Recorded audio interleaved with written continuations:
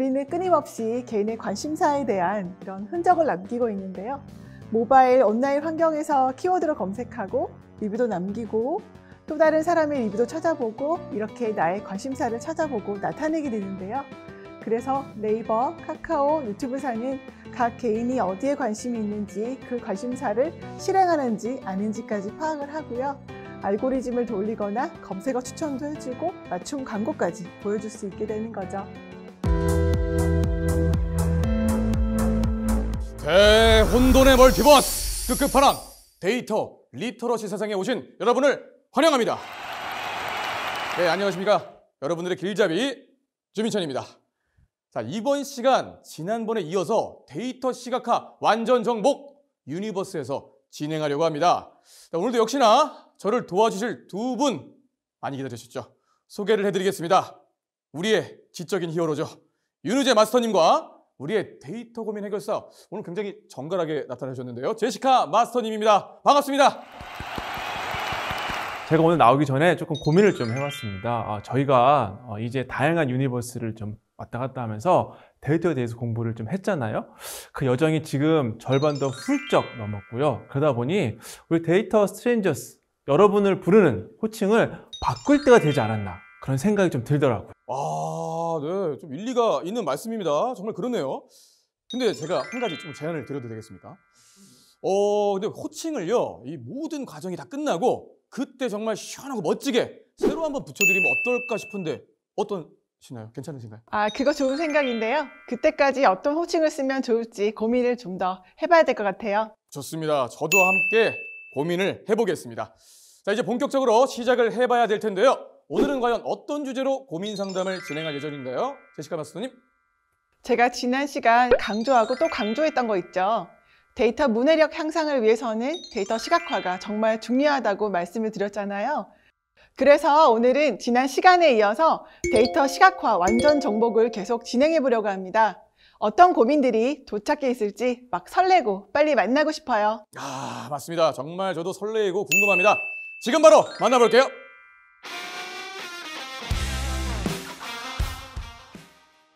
네, 지난 시간 데이터 시각화에 대한 고민을 하는 분들이 정말 많다는 걸 알 수 있었는데요.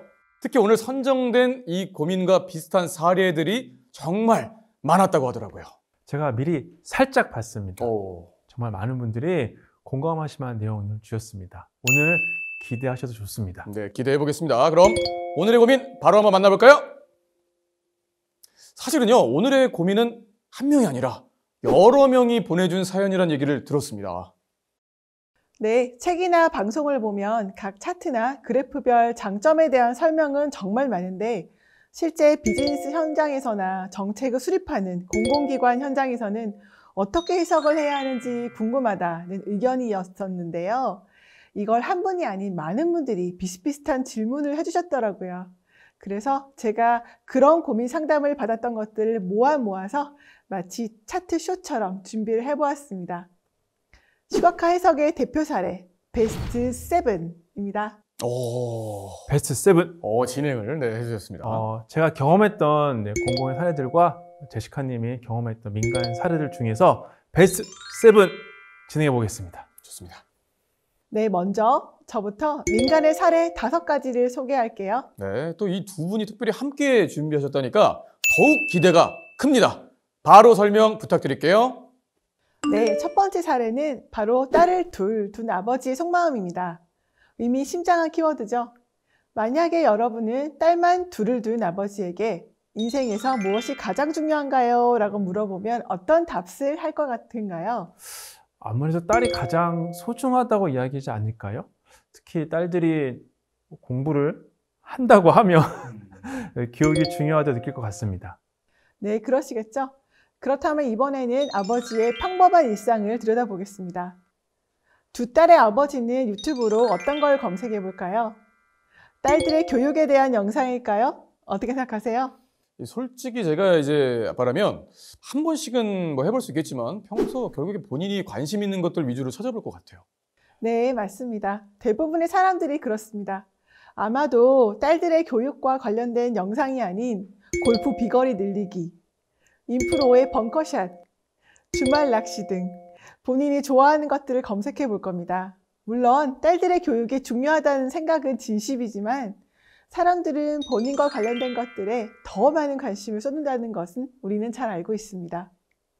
아니라고 말을 하고 싶으신 분이 있으시면 일단 왼쪽 가슴에 손부터 올려보세요. 이거 바로 손 내려야 되죠. 맞죠? 듣다 보니까 너무 찔리는 말씀이신데 하지만 이런 개인적인 관심사는 말하지 않으면 알 수 없는 거 아닐까 싶습니다. 오히려 대부분 딸 둘을 가진 아버지니까 딸들의 교육에만 관심이 있을 것이다 생각하기 쉽죠. 네, 그럴 것 같지만 사실은 그렇지 않습니다. 우리는 끊임없이 개인의 관심사에 대한 이런 흔적을 남기고 있는데요. 모바일, 온라인 환경에서 키워드를 검색하고 리뷰도 남기고 또 다른 사람의 리뷰도 찾아보고 이렇게 나의 관심사를 찾아보고 나타내게 되는데요. 그래서 네이버, 카카오, 유튜브사는 각 개인이 어디에 관심이 있는지 그 관심사를 실행하는지 아닌지까지 파악을 하고요. 알고리즘을 돌리거나 검색어 추천도 해주고 맞춤 광고까지 보여줄 수 있게 되는 거죠.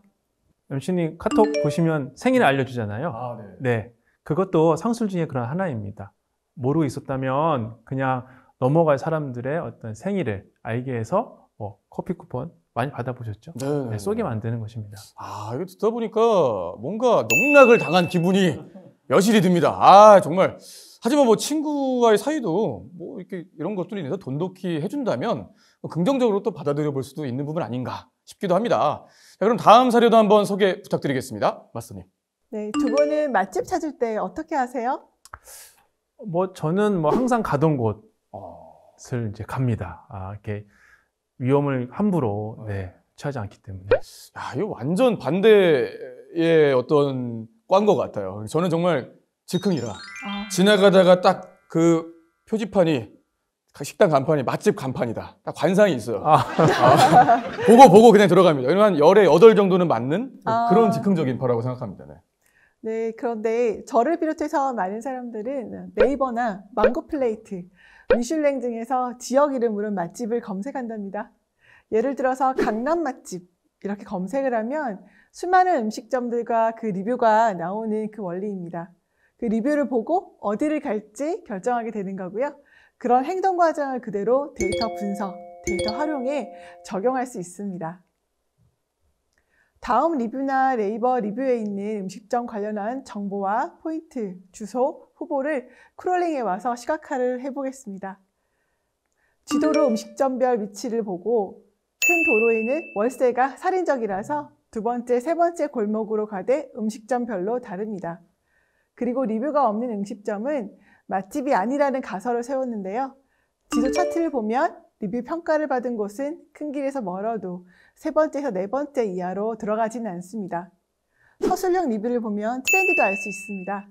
예를 들어서 가격이 비슷하고 그 맛인 삼겹살집 중에서 어느 한 곳을 선택하는 이유는 무엇일까요? 궁금하네요. 서술형 리뷰를 읽어보면 알 수 있습니다. 정답은 계란찜입니다. 손맛이 좋은 셰프 이모님이 만드신 계란찜이 맛있어요 라고 하면 삼겹살집 선택의 주요 요인이 된답니다. 지금 보시는 이 시각적 개체는 바차트, 트리맵, 맵, 스캐터 차트 등으로 아주 기본적인 시각화인데요. 그런데 인사이트를 얻을 수 있게 돼서 이런 정보는 프랜차이즈사 회사에서 사용되기도 하고 자산관리회사나 부동산 회사에서도 활용될 수 있습니다. 네, 그렇군요. 그렇다면 계속해서 다음 사례는 어떤 건가요, 마스터님? 네, 이번에는 가구 회사를 예시로 들어보겠습니다. 어느 날 가구 MD가 저를 찾아왔어요. 소파나 침대 같은 대형 가구를 팔고자 하는데 그걸 살 것 같은 사람들을 골라내서 제가 준비한 행사를 보게 해달라고 하였습니다. 저는 고민을 했어요. 소파는 언제 사지? 어떻게 사지? 마음에 들어야 사는 큰 금액인데 여기저기 둘러보지 않을까 하는 고민을 했습니다. 이렇게 생각하는 일련의 과정들이 고객 행동과 관심사를 파악하기라는 데이터 게더링의 첫 번째 방법입니다. 큰 가구의 경우 보통 이사를 갈 때 구매를 하게 되니까 이사를 갈 때 어떤 행동을 하는지에 대한 데이터를 얻은 거겠죠. 그걸 다시 브레인스토밍해서 기획서를 만들고 그에 따라 데이터를 모았습니다. 여러분은 이사를 갈 때 가장 무엇을 하나요? 일단은 뭐 호갱이 되기는 네, 누구나 그럴 테고 싫을 테니까 검색을 해서 뭐 적정 매물이 있는지 살펴보고 시세는 얼마나 되는지부터 알아볼 것 같은데요. 네, 맞습니다. 네이버 부동산에 나온 매물들을 검색을 하다가 적합한 집을 발견하면 부동산에 전화를 걸어서 물어본답니다. 네, 그 다음은 어떤 걸 해야 될까요?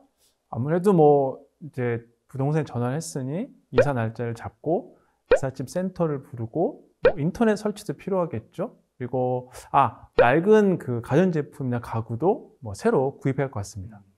네, 맞습니다. 가구를 사야겠다라고 마음을 먹게 되면 가구가 싼 곳은 어딘지 검색을 해본 후에 내비게이션의 안내를 받아서 이케아든 한샘몰이든 가구 단지를 찾아가게 됩니다. 그러면 언제 이사를 가게 됐는지 어떻게 파악할 수 있을까요? 뭐 집 앞에 죽 치고 앉아서 뭐 계속 지켜보고 있지 않는 이상은 뭐 이거 아는 게 가능한가요? 불가능하지 않아요? 예. 네, 아닙니다. 주무실 때 핸드폰 켜두시나요? 끄는 사람이 있을까요? 끄면 알람 어떻게 보통 알람으로 하잖아요. 네, 여러분이 곤히 잠든 새벽 3시나 4시쯤에 핸드폰의 위치를 보고 이사 여부를 알 수도 있습니다. 네, 어떤 행동을 하다가 예측 모델링 하기 위한 머신러닝이고요. 이사를 갔으면 yes 값이 돼서 알고리즘이 완성되는 겁니다. 이 듣다 보니까 사례들이 하나같이 재미가 있어서 너무 재밌네요. 네, 자꾸 기대를 하게 됩니다. 다음은 또 어떤 사례가 될까요? 네, 퇴사율이 높은 회사가 있어요. 이 회사의 인사부서 임원으로 새로 부임한 상무님이 고민에 빠졌습니다. 왜 그만두는지 아무리 인터뷰를 해도 사람들이 말을 하지 않아요. 자, 이런 경우 퇴사자들의 대나무 숲에서 정보를 구하면 어떨까요? 그 대나무 숲이 어딜까요? 아무래도 뭐 이제 회사에 대한 이제 욕을 하는 이제 안 좋은 곳이겠죠.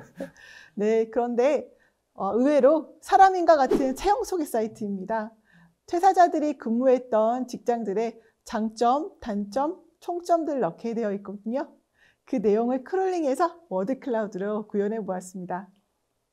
와, 이 되게 놀랍습니다. 네, 이거. 네. 너무 많은 키워드들이 있는데. 이렇게까지 솔직하게 얘기할 줄 몰랐는데요. 아니, 어쩐지 이걸 보니까 임금님기는 당나귀기의 이야기가 딱 떠오릅니다. 네. 어떤 말이든 데이터로 남을 수가 있으니까 앞으로 조심 또 조심을 해야겠어요. 자, 다음은 어떤 사례일까요, 마스터님? 네, 스위스 본사를 둔 네슬레는 전 세계에 지점을 둔 모르는 사람이 없는 유명한 곡물 식품 제조회사입니다. 네슬레 제품들은 전 세계 시장에서 높은 판매고를 올리고 있고요. 그만큼 태평성대를 오래오래 누리고 있었는데 지난 2018년 그런 네슬레에게 흑역사가 생겨나게 됐어요. 바로 브라질 어느 마을의 식수를 사유화하려고 했기 때문인데요. 그 후폭풍은 어마어마해가지고 브라질 내에서 네슬레 보이콧까지 일어났어요. 그런데 아이러니하게도 네슬레 본사에는 이 사실을 전혀 몰랐어요. 지역 관리인이 본사에 알리지 않았기 때문인데 스위스에서 지구 반대편 브라질에서 무슨 일이 벌어지고 있는지 일일이 사람을 보내서 확인하는 거는 사실 쉽지 않잖아요. 그래서 본사는 다른 방법을 택하게 되었는데 바로 여러 데이터 분석 회사에 의뢰를 맡긴 것입니다.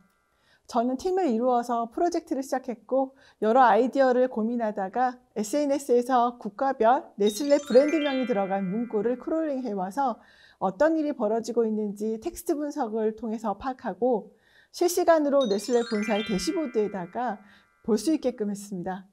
이 방법을 통해서 본사는 믿을 수 없는 브라질 관리자를 거치지 않고 실시간으로 데이터 분석을 할 수 있게 된 거죠. 네슬레가 엄청난 사업적 위기를 겪었던 사건이지만 그래도 제대로 수집된 데이터 분석을 통해서 다양한 대처들을 할 수 있었다고 생각을 합니다. 네. 그래서 이 사건은 후에 저도 기사를 봤던 기억이 또 있습니다. 정말 엄청난 일이었는데 처음에는 본사에 알려지지도 않았었다고 하니까 그게 정말 충격입니다. 이 데이터 수집과 분석의 중요성을 다시금 느끼게 되는 것 같아요. 자, 지금까지 민간의 사례들에 대해서 알아봤고요. 이제는 공공의 사례들을 소개할 차례인 것 같은데 윤 마스터님. 네. 오래 기다리시죠? 공공 사례 하나씩 소개해 드리겠습니다. 혹시 해외여행 자주 가시나요? 아니요. 더더욱이나 또 코로나로 인해서 최근 몇 년간이요. 저희가 이제 해외여행 가게 되면 이제 재외국민 사건, 여행 중에 여러 가지 사건, 사고가 발생합니다. 영사 민원 시스템에 기반해서 이런 선제적으로 재국민을 보호하고자 하는 시스템을 마련했습니다. 매년 해외 여행자 수가 증가함에 따라서 해외에서 발생하는 국민 관련 사건, 사고가 급격히 증가해서 2018년에는 거의 한 2만 건에 다다르게 된다고 합니다. 네, 맞습니다. 2019년도인가요? 발생한 헝가리 부다페스트 유람선 침몰 사고도 있었고요. 또 작년에 이제 흥행했던 영화죠. 범죄도시 2 보셨나요? 네. 그것도 바로 해외에서 벌어진 여행자 납치 사건을 모티브로 만들어졌다고 하니까 정말 꼭 필요한 예측 분석이 아닌가 생각이 듭니다. 맞습니다. 아무래도 국민들은 이런 사건, 사고를 들으면 불안하겠죠. 그래서 외교부는 재외국민 보호 관련 데이터를 분석, 처리해서 선제적으로 우리 재외국민을 보호하고 사건, 사고를 예방하는 그리고 방안을 마련하고자 재외국민 위험도 예측 분석을 만들었습니다. 보시는 것처럼 위험도 시각화의 방법은 다른 것 같습니다. 전체 사건, 사고의 건수의 약 97%에 해당하는 사건, 사고 상위 59개 한해서 예측을 진행하는 건데요. 정치, 경제, 관광, 인프라 등 다양한 분야의 분석 데이터를 수집 분석했습니다. 국가별, 월별, 재외국민 1000명당 사건, 사고 건수를 예측했습니다. 이런 들어보신 거 어떠세요? 말을 아껴야겠어요. 네, 이런 위험도는 1000명당 사건, 사고 건수를 5단계로 저희가 구간해서 나타냈습니다. 0.3까지는 안전, 0.7까지는 보통, 1.5까지는 다소주의, 3까지는 주의, 3 이상이면 매우 주의로 구분해서 위험도를 나타냈습니다. 믿을만 하겠죠? 네, 이렇게 설명만 들었는데도 큰 효과가 있었을 것 같은데 실제로는 어땠어요, 마스터님? 네, 물론 효과가 굉장히 컸습니다. 선제적으로 국가별, 월별 예측 위험도를 아주 일목요연하게 제공하기 때문에 재외국민 보호 대책을 훨씬 효과적으로 마련할 수 있었고요. 또한 고위험 국가를 이제 대상으로 사전에 맞춤형 안전문자, 우리가 해외여행 나가시면 안전문자를 받게 됩니다. 그래서 적극적인 재외국민 보호에 활용할 수 있게 되었습니다. 이게 정말 다행입니다. 우리 공무원님들의 노고에 또 한 번 박수를 또 보내드리고 싶습니다. 자, 그렇다면 다음 사례는 또 어떤 건가요, 마스터님? 마지막 7번째 키워드, 모두 다 겪었던 사건입니다. 그렇죠? 지금도 이제 우리가 겪고 있는 코로나19 사례입니다. 네. 코로나19 확진자가 점점 늘어나면서 혹시 나도 걸렸나? 한 번 다 받아보셨죠? 예, 그럼요. 2번은 아니셨나요? 2번까지는 아닌 것 같아요. 네. 2번 걸리셨어요? 저는 네, 2번 걸렸습니다. 너무 힘들었습니다. 네. 그래서 혹시 나도 하는 불안감에 이제 검사소를 찾는 분들이 많은데 가보시면 굉장히 줄이 길기 때문에 오랫동안 기다리는 불편함이 있습니다. 맞습니다. 이게 특히나요, 다른 때도 힘들지만 여름 정말 더울 때랑 겨울 너무 지금 추울 때 날씨가 좀 극한일 때는 특히나 견디기가 정말 힘들더라고요. 그래서 2021년 7월 12일 온라인 지도 플랫폼인 스마트 서울 랩을 통해서 서울 시내 선별 진료소와 임시 선별 검사도의 혼잡도를 나타내기 시작했습니다. 네, 자료를 보시면 혼잡도를 시각화해서 나타낸 겁니다. 선별 진료소의 위치에 혼잡, 분빔, 보통으로 혼잡도 현황을 표시해 준 것입니다. 예상 대기 시간이 90분 이상이면 혼잡, 60분 이내면 분빔, 30분 이내면 보통으로 표시해서 쉽게 이해할 수 있게 나타내 주었습니다. 각 선별 진료소의 혼잡도 현황과 주소, 운영 시간 등이 상세히 안내되어 있어서 시민들은 어느 곳에서 검사를 빨리 받을 수 있을지 쉽게 알 수 있습니다. 자동적으로 검사 수요가 분산되고 평균 대기 시간도 줄어드는 효과를 볼 수 있었습니다. 네, 정말 도움이 많이 된 사례 같아요. 좀 더 많은 분들이 제대로 감사받을 수 있도록 도움이 됐을 거라는 생각이 듭니다.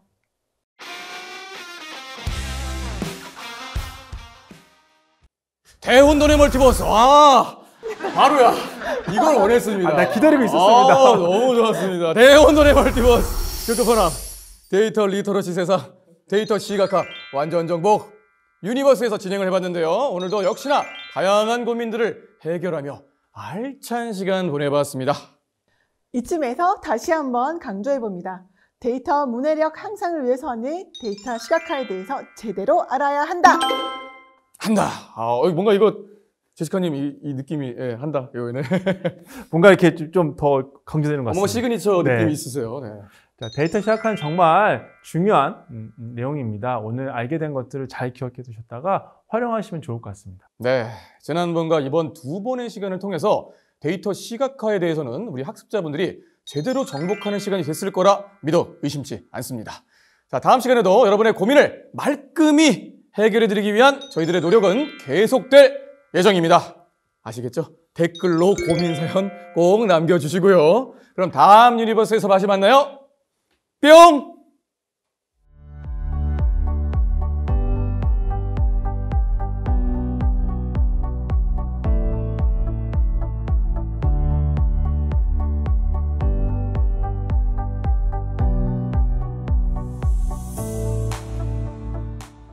다시 돌아온 데이터 싱킹 티키타카. 그 화제의 코너. 학습자 여러분의 다양한 의견을 모아서 전달하는 학습자 싱킹 티키타카입니다. 자, 뜨거운 학구열만큼이나 정말 많은 분들이 다양한 의견을 달아주셨는데요. 감사하는 마음 담아서 큰절 올리겠습니다. 감사합니다. 자, 오늘의 베스트 답변 한번 만나봐야겠죠? 자, 오늘도 역시나 여러분들을 위해서 댓글 참여 미션이 준비되어 있는데요. 지금 바로 문제 공개할게요. 자, 문제 나갑니다. 시각화를 할 때 주로 사용되는 시각적 대체들에는 막대의 길이를 통해 구성비나 시간 추이를 설명하는 바차트, 두 개의 변수 간의 관계를 나타내는 3점도, 문서에 언급된 용어의 빈도를 분석하여 크기 등의 시각화를 나타내는 방법인 워드 클라우드 등이 종종 사용됩니다. 자, 여러분이 데이터 시각화를 할 때 활용했던 툴과 활용 수감, 사이트 정보 등 여러분의 경험과 노하우를 알려주세요. 서로의 노하우를 나눠보면 더욱 알찬 시간이 되겠죠? 학습 영상 우측에 답변 참여기 버튼 아시죠? 클릭 눌러서 다양한 의견 남겨주시면 되고요. 또 다른 사람들의 의견에도 하트 꾹꾹 눌러주는 것도 잊으시면 안 되겠죠? 우수 답변자에게는 커피 선물 기다리고 있으니까 많은 참여 부탁드리겠습니다. 자, 역시나 다음 유니버스에서 우수 답변 공개됩니다. 자, 여러분 계속해서 많은 관심 부탁드리겠습니다. 만관부 플리즈 뿅!